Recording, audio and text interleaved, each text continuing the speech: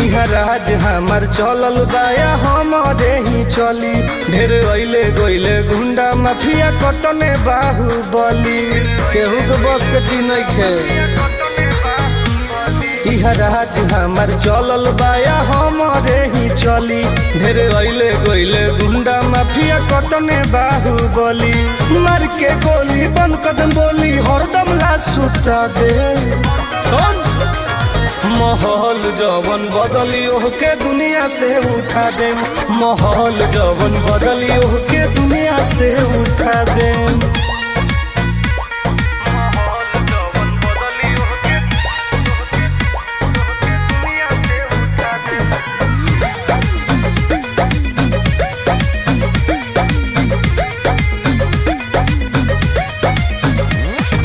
police प्रशासन सरकार